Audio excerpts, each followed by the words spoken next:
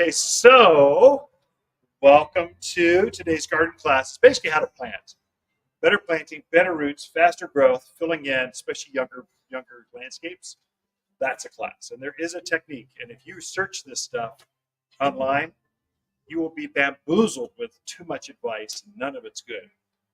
We've been doing this for 62 years, and we've got money on the line. If it dies, we're half responsible. So there's like warranties and stuff. We want it to succeed. So we're motivated. So today's class is, what have we learned? Can we share it with you so that your next shrubs and trees will be more successful? This goes for evergreens, aspens, maples, whatever it is. And so today I'm going to introduce Mackenzie. My daughter's going to teach a class. But before we start, I thought I'd just kind of give our local accolades. She just won last week the Retailer of the Year for garden centers. She's like the national, like very prestigious in our industry. And so I'm sure there'll be other press releases out later because, you want to brag about your own. But it's unusual for an Arizonan, a Western person to win this, much less. Arizona is pretty small. You're looking at New York City, Illinois, Seattle, these big garden centers, just saturated parts of the country. Arizona. Prescott, Arizona win. So well done, Mackenzie. Very proud of you. With that, Mackenzie grew up in the business. She's been working here since she was in diapers.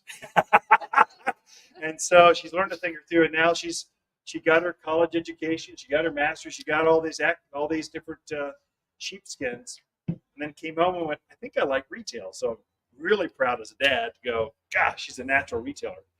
And she's been doing this for a long time, and she knows how to plant.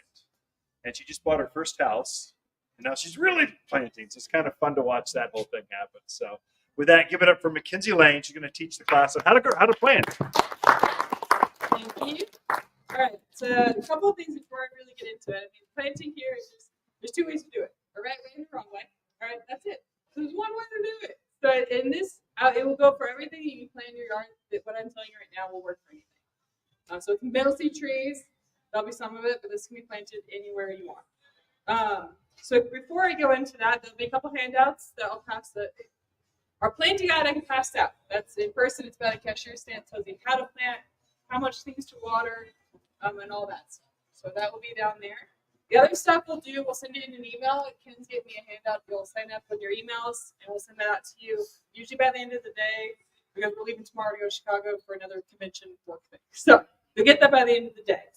And if you're a Garden Care member, this is separate. So give us your email again if you want these handouts. I forgot what they were, but planting guide is the big one. Also, I don't know if you noticed, if you guys walked around a garden center, this week we had INA show up, so Independent Nurseries of Arizona. All the big, small businesses in Arizona came. We all meet twice a year. We met here this year. And we did merchandise. We worked on merchandising. So if you see our little end caps or boutique things we've done, especially in the store, let us know what you think. We're trying to maybe work our way into that a little bit, kind of spruce up the place. So let us know what you think. Everyone worked on that all week, so that's what we did. So everything looks a little different. So that was a big thing. Next, planting. So any of you guys do planting, do new stuff, have a new yard, anything like that? All y'all got established things going on? No? New? Yeah, all these new subdivisions going out. There's a lot of things, and it's all just dirt. Maybe a native here or there, but they scraped away everything, took away all your dirt. They're like, here, plant. You're like, no, I can't. There's nothing there. So if you notice, our dirt here has nothing. There's no mycorrhizal colonies. There's nothing organic or living usually, unless you really put work into it. Those new places and even the old places don't have anything. You got to start from scratch. You got to reintroduce organics. You got to put things back in the dirt here. So that's the biggest thing. Yes, you can chuck a tree in the ground, and maybe it'll live, maybe it won't. But you've got to do more for it here than you would East Coast, West Coast, any of that stuff. These things just need help here year round. That'll be important. We'll get more into that later. But they need help year round. You can't just do one thing and done, fertilize once and you're done and it lives. They just need help, especially with these past 2-3 years. Like there was someone here earlier, a lot of things are struggling, especially established stuff. So that long-term care will be important. New stuff needs it a lot, but long-term, it's important here. We just need it. So I can teach this class in 30 minutes, so I'll try and space it out a little bit. We'll take questions at the end. And then I'll talk a little bit about some of these plants. I mostly brought them up for a green wall, so you don't have to see stuff behind them. So, most important thing, we'll get into it, is dirt. So if they said we don't have any dirt here, or it's been scraped to the side of your hill and you can't get to it, this is going to be your friend for in-the-ground plantings. This is different than pots. This is for your in-ground plantings. Trees, shrubs, grapes, anything, mulch. Now this isn't your mulch that you get that you see at the East Coast. That's bark. That's what when people think I say mulch, they think it's bark, and they're like, you can't plant that. This is our compost. This is our version. We make a compost. It comes from Taylor Hicks, that lumber mill. We kind of take those chips, bring down to the valley. We let it sit there, and we make this. It's really, really fine. It's already open. I'll show you guys. Really, really fine stuff. Black dirt. This is great for Prescott. All right, and it dewy, Chino, it doesn't matter. Arizona. This is great stuff. What you do is you mix 25% of it, maybe up to 50% in your dirt. So no more than that. You want to use your native soil if you have native soil. So you'll dig your hole, take half of that, put it back in, and mix it with your mulch. Up to 50%. No more than that. It gets too hot, too soggy, and it kind of can burn your roots, or it just makes it sog out and rot. You don't want that. So no more than that for anything. And what you grab this tree. So when you dig out your stuff, screen out anything bigger than a golf ball size. You don't want that. And you could be pulling out boulders.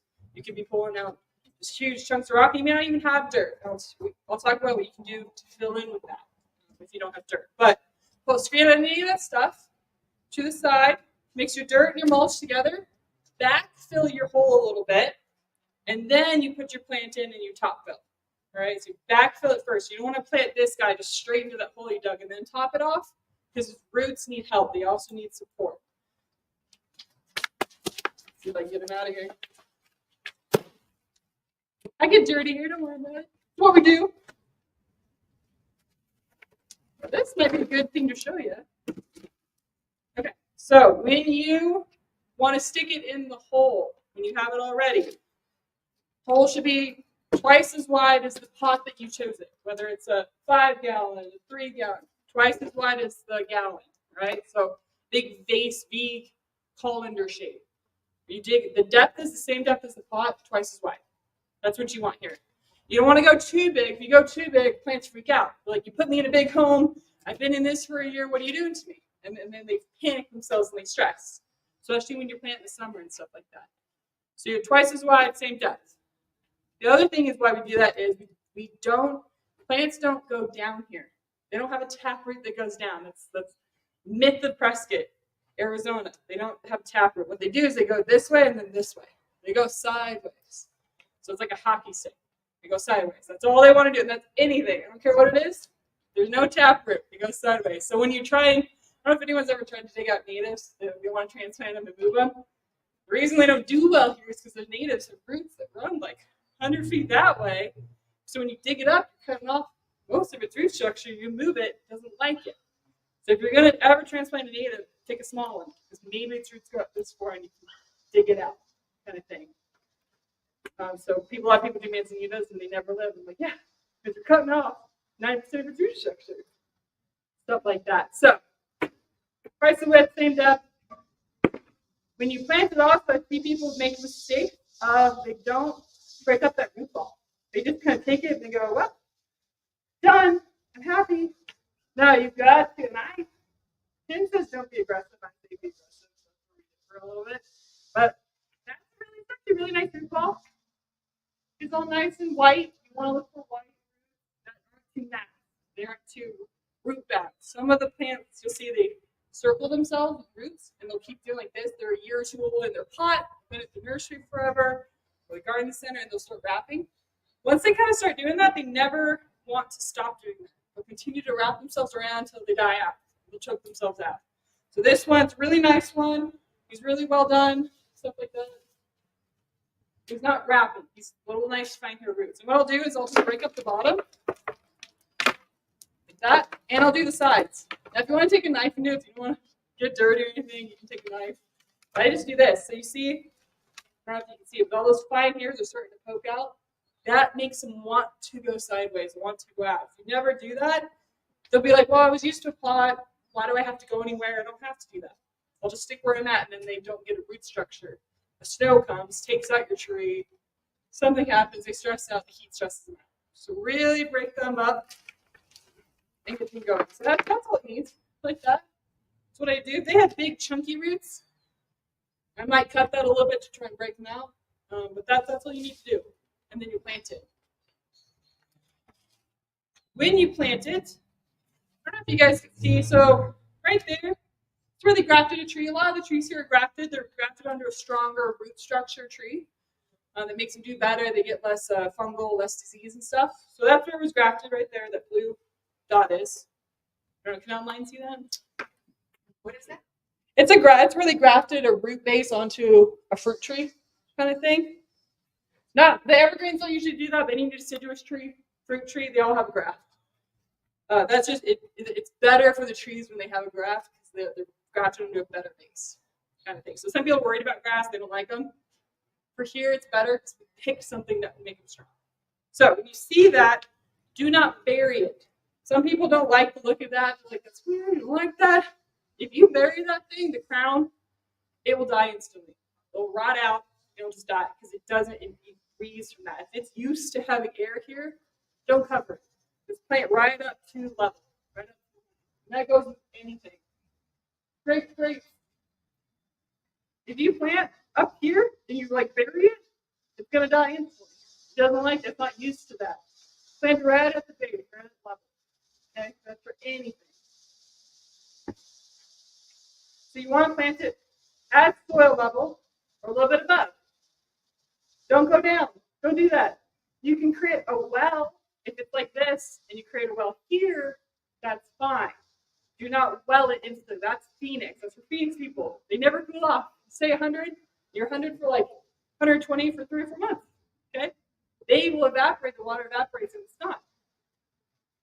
So at level or above. What happens is our monsoons come, not this year, but when we do get a monsoon season, it keeps it from just rotting out basically. And if you level it, water goes down. And then the root structures eventually go out. Like the root structures will end where the leaves end. So water can go there and well out, and the roots take it up. But if you ever leave water here at the crown, it's gonna rot out. So just well it up. Doesn't matter. 2 inches, maybe 4 or 5 inches.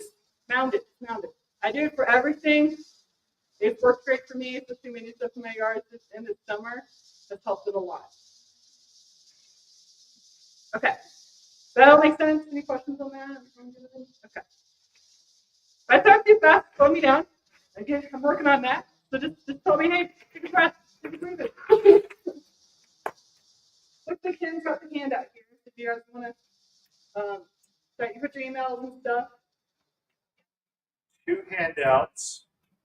One, I wrote a book on low maintenance landscapes, which had techniques, the plantings in there as well.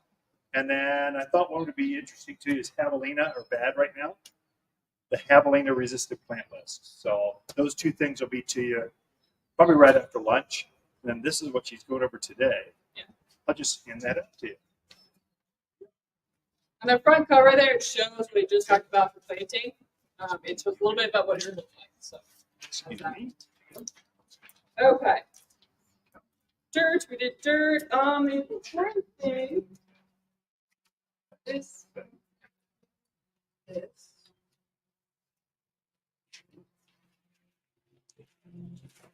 So when that was your like meat and potatoes for planting. You need the dirt. You need the tree. Whatever else, you know. What's also great here, especially, is because water's expensive. We want to help mitigate that a little bit. We created Aqua Boost crystals. Not created, but we branded and we made one that works for here. Aqua Boost crystals. So these guys, they swell up, fill with water twice their size, and they hold moisture for things that need a little bit of help, especially if you're planting in the summer. This is great for anything. What it also does is it creates mycorrhizal colonies. Those little, I don't know if you have compost piles, but if you see little white buildups on your compost piles, that's mycorrhizal colonies. So just little white puff ball colony mound things. They do it in your dirt. Now your dirt doesn't naturally have it here, so you need to almost create and give them something to build onto. So these guys, you take a little bit. I mean, this is like a tablespoon, maybe 2 for a tree. You don't need a lot. You take that. Do that, okay? Take that and you chuck it at the bottom of your bowl. So put it right where the root ball base is. So mix it with your dirt a little bit, but just put it right at the base. And what it does is it attaches those colonies attached to your roots, helps bring in nutrients, helps bring in water. So it creates a better environment for anything. And this can not just trees, this can go on anything. Helps, especially in pots. If you don't water your pots all the time, this will help. But it's great for trees because it brings in healthy organisms, brings in, like it can help with worms because it makes your soil alive. Worms want to come in. They want to help with that, the earthworms and stuff. So this is just great for bringing your soil back to life and helping with water retention. I use it on all my stuff because I don't like to water. That's not my hobby. Sometimes watering is a hobby. Not for me. I'd rather not touch it again. So I have a drip system, but if I can do this and not run my drip as much, it helps. So that's what's great about these guys. So tablespoon for that, like a teaspoon for these. That's all it needs. So this will last you a long time. And it doesn't go bad. Put it on your shelf, keep it from getting wet. Okay. That's number one I would do. Number two I would do, once I finish planting, I guess I should mention, when you plant, when I dig that hole and backfill some dirt, I like to throw water on it first. So if I perk test it, first of all, I want to make sure it drains. I don't know if y'all experienced our caliche layer or cement layer. It doesn't drain. So if you plant like a willow, the native tree that needs water, you plant it in a cement layer, it's going to die so fast, like within a month, because the water doesn't have anywhere to go. It just sits and drowns the tree. Now, if that cement layer was for maybe a shrub or something that grows super fast, you could probably live it through, mound it up, and do something like that. So I perk test to know what my soil is doing. You can be amazed. A foot here, completely different holes. This one could have a cement layer. This one could drain and do great. So before you spend your money and plant a tree, know what your soil is doing. Okay, so throw water in it. You also want to hydrate it. I don't know if you noticed your soil is very dry. We've had some monsoons, but it's not been great. So we're dry. So if you hydrate that soil, then when you put the tree in, the water doesn't immediately wick away to your soil and that root ball's dry. It actually will help it stay moist and grow. Because if the water leaves this root ball, it is impossible to hydrate it again. That I did it to a pine, one of these guys, didn't water it enough. By the time I started watering it, the water would just go right off the side, out the pot. And that root ball never hydrated again. And it died. So you just want to actually keep it moist when you plant it, top water it back in, really fill up that spot, and then you're good to go. Okay? Once you do that, this is great to use. This is our root and growth. Fermented tea. I like it better than fish emulsion because I don't like the smell of fish emulsion. This doesn't really have a smell. It's just a dark tea liquid. Mix it in water. Watering can, anything like that. It's 2 ounces per gallon. 5 gallons on a tree kind of thing. A big one. Use it every 2 weeks. Don't just use this once. This is what it does. It helps your root structure from transplant shock, and it helps it root out faster. So instead of this going in and maybe it freaks out, loose leaves, and it just looks ugly, this keeps it looking nice, especially in the summertime. I say this, use it whenever you plant, but in the summer when we're hot and you want to plant, you want to plant some pretty things, your home, maybe. I like to do this because it's like, it helps it keep it from freaking out looking ugly. I paid for this tree to look nice. I want it to look nice. So every 2 weeks you use it. So if you have a drip system, run your drip first and then go out and water this on top. You don't want to do it the other way around because then you just wash it out. So use this last. Use it every 2 weeks to see some new growth, or you see that it's done freaking out. You see, oh, the tree looks fantastic. It's a month or 2 old. Then you can stop using that and move into your fertilizers. But this is a great starting one to get things to just look nice. Okay, that's that guy. Those on native trees also. Mm-hmm. Yeah, native. So natives, if you're watering less often, I would still either go top water with this every 2 weeks, or just do it after your drip system. Either way you can use it, helps. It's not too much for your natives. Last thing, kind of, as a necessity, I would say, for your plantings is this is our 744 all-purpose fertilizer. It's all natural. It's got some minerals in it like bone meal and stuff. So when you start doing that, you can't call it organic, but it is all natural. We don't put anything weird in it. Our 6447 fruit and veggie fertilizer is organic. It doesn't have those minerals. So that's great for your fruit trees, anything fruiting, stuff like that. This is for everything. Anything you can think of, this is what it's for. Even fruit trees, doesn't matter. So anything. What this does is it sits around and you top it, take a handful, put it around a tree, a shrub. I don't measure it out. You can measure out if you want. It's got instructions right down here. And it sits around for 3 to 4 months. So now is a great time to do it because the rains, you'll kind of get some rains. It will water it in. You do great. I like, if you have a dog, maybe you dig it in a little bit so your dog doesn't get to it. If they eat a little bit, they're fine. Just don't get to the bag. Okay? Add a lab. Get into the bag. All you did was throw up. Didn't hurt him, but you don't want that. So just dig it in a little bit or water it in really well if you have animals. But this is kind of this is long term. You don't use this long term. People try and do that because they like a liquid. Not for here. We have to water heavy when we water. So things like liquids run out of your ground and they're gone. They don't help you long term. This will sit around and help you. We use it during the holidays. So 4th of July was one. So you're a little bit past that. Halloween's your next one. New Year's, and then Easter, I think, is the other one. If you only want to do it twice, do it in the fall, do it in the spring. That's the best times for things because they go right before they go dormant. They're kind of uptaking for the winter. And then right when they wake up, they uptake for throwing off new growth. So if you're only going to do it twice, do it those 2 times. It's best to do it 3 or 4 times a year here because we have no nutrients. You got to keep things going long term. And this is even for your big old natives, maybe once a year you can use this. But they need some help here. This is just meat and potatoes. You want this everywhere. It can go a year or 2. If it gets wet, it's gone. But keep it in the garage. You can use this forever, kind of thing. So I like this over synthetics, like a 20-20-20, 10-10-10 kind of thing. Because synthetics here, either they're liquid, so they're gone instantly and they go. I don't know if you have your own well water, but sometimes with synthetics go right to your well water. They sit there or they go to the river, things you're higher risk of tank contamination if you're not careful with that kind of thing. And because we have to water sometimes a lot in the summer, that stuff goes, it gets out. So it's gone almost within like 2 weeks. So you're paying a lot of money for almost nothing. If you go granular synthetic, again, it just kind of, it doesn't stick around as long, I've noticed here. The trees can't uptake it as easily. They like their organics, and their vendors use a lot of organic stuff. So I don't know if you've seen these little polymers and all. You can see it in all our stuff. These little polymer stuff, they help retain water, but they're also meant to keep things healthy. We kind of created the same system for what you throw on top. Because trees don't like things new. They don't like new dirt. They don't like to be planted in weird stuff. So we try and make the environment the same as in their pots, because these trees, they've all grown up in their pots. There's no taking it, rooting it, putting it in a pot. We get things that grow in pots because they do better transplanted here, but they're used to it. So you have to put them in the same environment, then do better.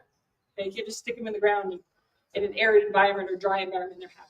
So we're trying to create the same environments in their pots and in the fields, kind of thing. So that's this guy. I knew that was going to happen. Yeah. Fine. So, any questions on that stuff? That's kind of like that's the important stuff. So once it's planted and you want to do that 4 times a year, how do you know how much to use? It goes by gallons here. This says it on the. You're talking about this? Yeah. Yeah, it says it on the bag here. So trees, it's like 2 cups per 3 feet of height or something like that. 2 cups per inch of trunk diameter. Okay. So you're using for those big trees, you're using like 8-10 cups kind of thing. You're using a lot, but it sticks around. Okay. That makes sense. Yeah. So this is right on there. We can help. I said you can't really ever use that too much because it's touching the ground. You just chuck it in, the plants are going to use it. Pots still. Yeah. Is it best to throw it out or use one of those spreaders? What's the best way to apply that? If you have a lot going on, you're trying to do everything, you can just spread it. Otherwise, if it's just like a tree here, a tree there, I just take a handful and do it so it's more concentrated around kind of where the root ball is or the tree line ends, kind of thing. You want to do the feeder roots. The feeder roots end wherever the tree limbs end. So try and get it around those, and they'll be happier uptake. Okay? All right. I also wanted to talk about, so I don't know if you all noticed, the bugs have been really bad this year. So, and that's been the whole year. So I want to talk a little bit about how to deal with that. I don't know if any of you have rodent problems. I can talk on that, but small rodents this year have been insane. So when he said resistant plants, they're really resistant. They're not like foolproof. So we can talk more if you guys have experienced that. I've had a lot of people come in with things being eaten and they're not supposed to be eaten. Kind of thing. So, but I want to talk about bugs. So, because your thing, this will help tend to that. So I don't know if you guys have evergreens. Anyone has those big evergreens or anything like that, or any special tree that they love and they want to take care of, and you don't want to pay for a spraying service, all right? But I've noticed this year's scale, the aphids. I don't know so much about borers. Borers are pretty bad at spraying. I don't know right now. But anything that gets into your tree that you can't really attack with a spray, if your tree's too tall, this is the product for you.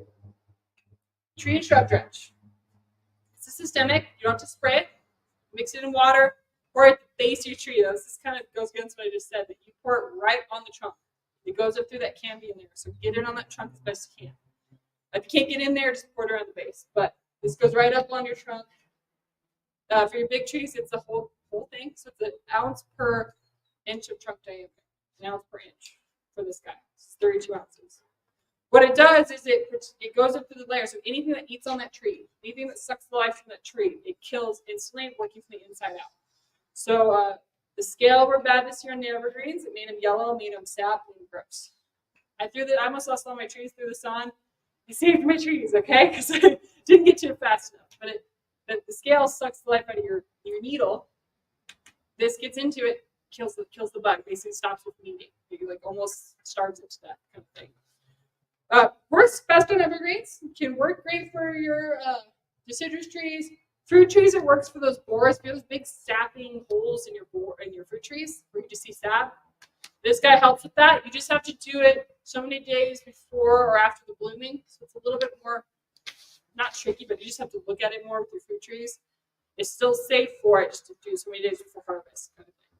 What is that called? And so do you water Tree it shrub drench. when you put it on? Do you water it in too? No, so you mix it in water and then you just pour it on. Oh. So I like to do it after watering, so that way it doesn't just go into the dirt.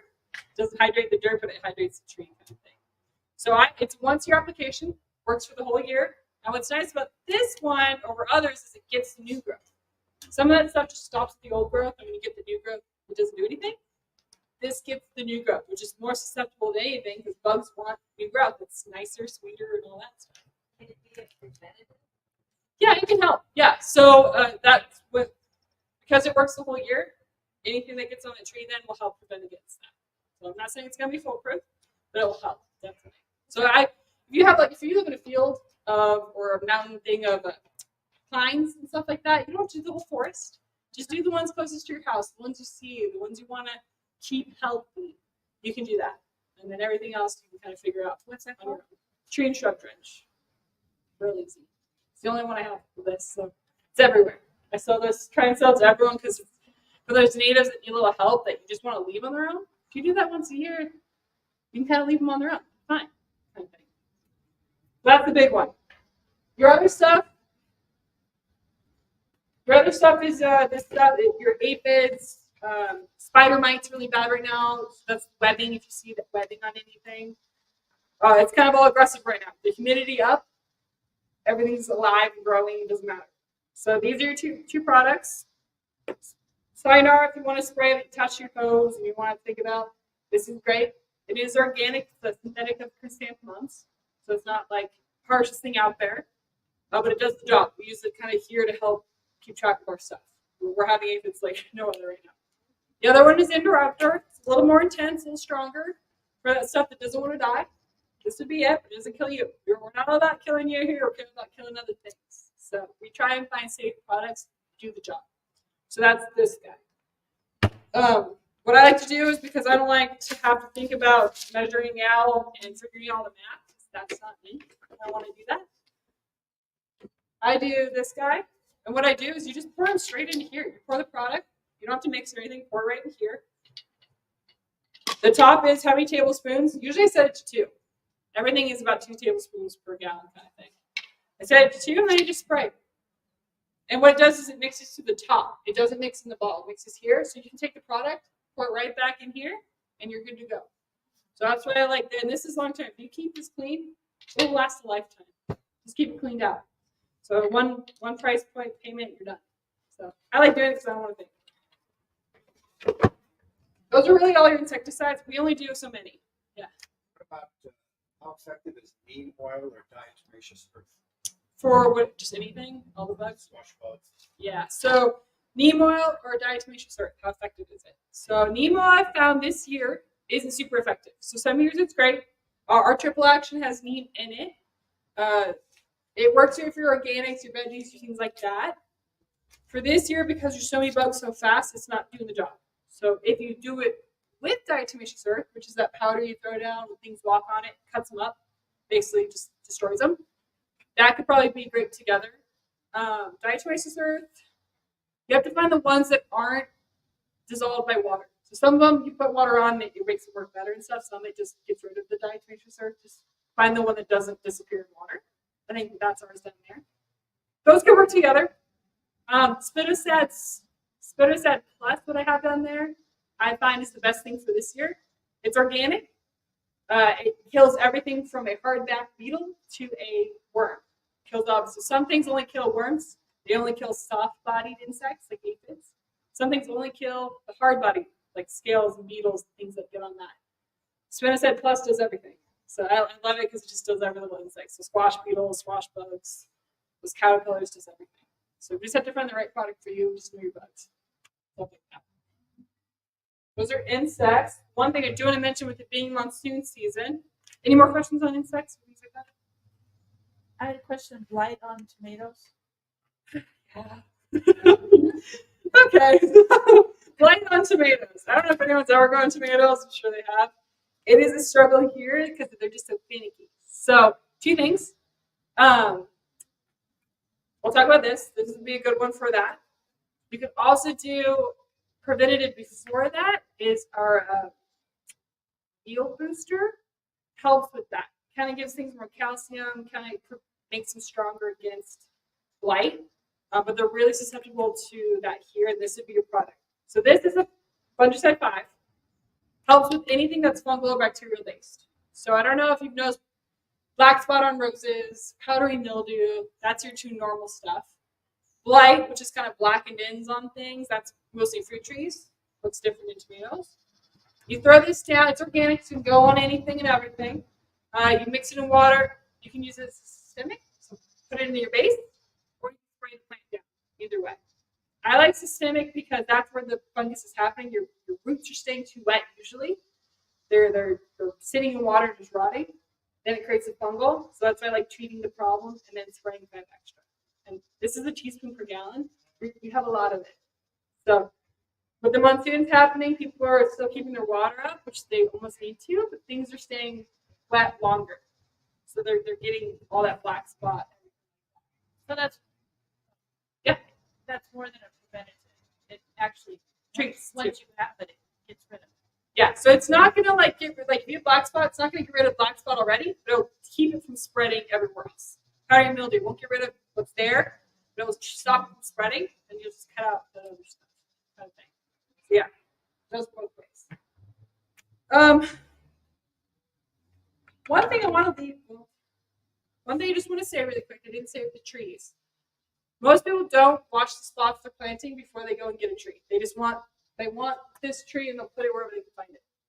I would say watch your yard. Know how much sun your spot gets. Know how much shade it gets. Know if there's water runoff, know where it hits.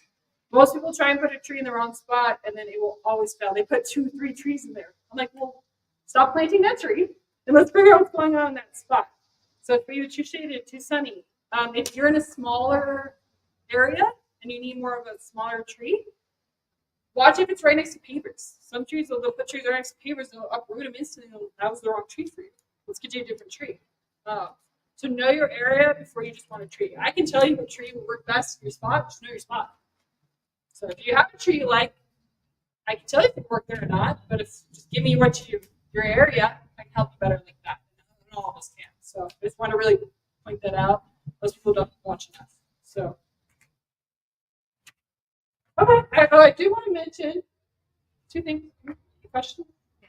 If you have a plant that died, can you plant another plant in that same hole? Yeah. So if she has a tree that died or a plant that died, can she plant something else there? Yes. So as long as there's no like root structure from the old plant blocking anything, you can plant there. And if it was a fungal or anything problem like that, if you wait a week or 2, it's gone. You can just plant right back in there. So yes, that's a short answer. Let me have more questions, but that's a short answer. Now, if you had 2 trees in the same spot that died, we should discuss what's going on with that, and there's probably some bigger issue going on. I guess it'd be sitting on a caliche layer or cement layer and just keep rotting out trees. That's the biggest thing I've seen. This is cedar bark. This is like what people think of as mulch, but it's cedar bark. What I like to do with this, it just looks nice. If you don't want dirt and you have like pretty rock and something look nice, throw this on top. And the other thing is it helps retain moisture. So if you have a spot that just it drains really fast, it's hard to keep that tree moist, throw this on top, and it works fantastic in keeping moisture. Do not put it right up against the crown. Don't do that because then you'll still rot it out. And you'll keep air from getting to it. But just a few inches back, this works great. So if you want something pretty, it goes on top. That's what I do. Dirt isn't always pretty. You want it to look nice. I think that was that. Oh, and then the stake kit. I guess I should talk about how to stake up your tree. It shows it on that planting guide if you see that picture. Really easy. I suggest anything that's young, especially deciduous tree or fruit tree. Evergreen would be 50-50 whether you need it or not, but we're windy here, we're dry here, and the snow is heavy. You want to keep your tree upright. As soon as it starts growing bending, it will grow that way forever, if not fall over. So you want to start out right. And this guy, take 2 poles in a V shape next to your tree. I would say know where your wind's coming and stake it in the other direction. So you want to make sure against the wind. Stake against the wind. What you'll do is you put this right around your trunk. If you have like an acid multiple trunks, you'll put this around each one and then wire it differently. But right around the trunk, and you take the wire and you put it around each post, kind of thing. So V shape. Strap in the middle, wire on each side. And it'll keep your tree upright. If you do it for about a year or 2, I'd say 2 years here, because the roots are sideways and need time to grow and they're not going down, I say 2 years. Now, if you don't like the look of lodge poles, I did have a gentleman, he used a rebar because it blends into the background a little bit. It doesn't, you don't see it as much. Rebar is just strong. You can do that if you want a nicer look to it. But yeah, 2 years. Anything young, even your big maple. If you do big maple, it's huge caliber of a trunk.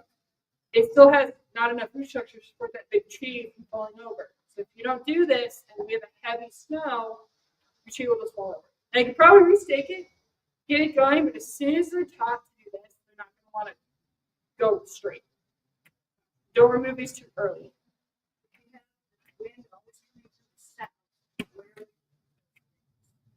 So I probably put it on the north side. They just plant sideways. So if it's coming from, like this is south, if it's coming from this direction, just do it this way and really make sure these are tight so it's not flapping like this. So just probably west to east then, and just really tie it tight, kind of thing. So I've got a quick question for you on a tree trunk birch. Yeah. Okay. So I would still only need 2 of these. You can maybe do a third one depending how spaced out your clumps are. Third pole, but 2 of them are just needed. Either side of those clumps. I would probably, you'll just need more wire and stake things, but choose your main, probably your main trunk that's bigger or something like that. You put one on each one, or just 2, whatever one gets hit the most by wind, and then you'll just tie it off to your stake. So you probably need more than what's in the stake kit then, but I would almost wire each one to a pole, I think, because some of them are real dainty and they'll just kind of get whipped around, some of them aren't. So it's up to you, but I would almost do the same thing, just one of each one. That's why third pole is kind of nice, but you don't always need these little sticks right here that's holding up this theodore, do you have to keep adding onto that or as it starts getting taller? No, so some of our trees come with these poles, little bamboo shoot things. Usually we'll cut them off. The tree's kind of a little bit younger like this. We don't want to train it to go sideways. What I would do is I was planting it, I would cut this all off actually completely, and I would do a lodge pole and start training it that way. Long term, it will keep it going, keep it strong. If you keep always doing this, it will always be used to something on it, and it will never want to be off of that. And those for 2 more years? Yeah. Yep. The thing is, we can get into watering if you want. That might take a little longer. But for the most part, here, landscapers will say differently, but this I've been doing for years, and I will tell everyone this all the time. Plants like deep waterings less often. So even in this heat, I would not water every day, unless it's like veggies. I would not water every day. I would water maybe twice a week. Run your system for 30 minutes, 45 minutes. You want, if this is a 5-gallon plant, I want 5 to 7 gallons on it each time I water, which is twice a week. Like that. So landscapers will say 10 minutes every day. Problem with that is then they never dry out. When plants never dry out first, they'll rot out. Or you'll train the root structures to stay right there, and it will never go anywhere because the water's right there. Why do I have to go anywhere for water? It'll stay right there, and then when the snow comes, the tree instantly tops over because it's got no root structure. So you got to train your roots to want to go sideways a little bit. So deep watering less often lets it dry out in between. That's the whole reason you did plant it on a mound, first of all. And then it trains your root systems to go out sideways. So it makes a stronger tree, if that makes sense. So I can fight your landscape all day on that, but that's how I want to do it. And then winter watering. You want to winter water here. I don't care if we have a good snow, maybe you skip that week, but twice a month is all you need water. It says there in your system, in the guide there. Twice a month watering for anything is great. And what's nice here is we have warm days in the winter. You can run your system and then turn it off for that nighttime, especially if an underground system. Works great. Drip system, it's buried. You can run it during the day, turn it off, and it's good. And twice a month. Otherwise, go and bring your hose out, water everything, and that will keep it going. Because we had a really dry winter this year. Nothing got watered, and people just turned off their systems. They showed up this spring and the summer, and things are stressed. They're not happy. They're like, where's my water? I need help. And it's almost too late to recover from that. Because once they don't get that water in the winter, that root structure died back, and it's really hard for it to go back out of it. So just do it here. Okay. Winter water, it's important. We're a dry climate year round, 4 seasons. They need help all 4 seasons. Yeah. Anything that should be done preventatively for gophers? Yeah, so anything to prevent gophers or preventative measures. So I love gopher cages. So they're netting that goes in the bottom of your plants. I have 1 gallon, 5 gallon, 15 gallons. It fit almost any tree. And it doesn't rust out. So the thing about gopher cages is you just take this. Okay, well you take this, you put it in that wire cage, you plant your tree. And it keeps the gophers from being able to, they can't eat through that cage. It's not like a chicken wire thing that rusts out, it won't rust out. They can't get through it, so they can't kill off the main structure, they can't eat those main roots. So they can eat the outside ones, but it's a good preventative. I have a gal who lives out, talking about stuff, uses it on our plants. She loses barely anything. She's got gophers galore. So it really helps with that. Besides killing and trapping, you can do animal repellent stuff, but that cage really helps long term things. Anything else? I think I talked. I will mention stuff a little off topic here, but we have a water special going on for these guys right now. These are pintas. They're an annual here, but they love the heat. They hate water. Nothing eats them. They're really great filler plant. If you want some color, you don't have to worry about whether you're going to lose it or not. These are $2.99 right now. That's why they're special. They're a really great plant to throw in. I've got 3 or 4 different colors. They're everywhere. And these will go to like November. So you still have a good long while with these before they freeze out. So unless our frost comes early, which usually doesn't, usually mid-November is our first frost date, maybe Halloween. These will go for a long time. Yeah. Propagate those with cuttings at the end of the season. You could try. Annuals are pretty easy to propagate. These, because they don't like water, I don't know. it's worth a shot. I mean, you have the plant might as well if you're not going to lose it. I would say it's worth a shot. And try in water. You could try a dip powder. You put it in dirt. I don't know how easy that is. I don't know. So I think you bring it inside. How often do you water? So probably, I mean, if you're putting in a pot with everything, just put it on that 3 times a week or so. There's still, I mean, that's still a little root structure, so they still need it like 3 times, maybe 4 times in your annual pot, stuff like that. But they don't need it every day. Yeah, I can talk about these plants if you want. Just for months to look pretty, because I didn't want just me. So, any other questions, anything? I'm here after the class. I know this was a faster one, but I talked fast. So, only so much you can talk about. Yeah. All right. That is it. Thank you, guys.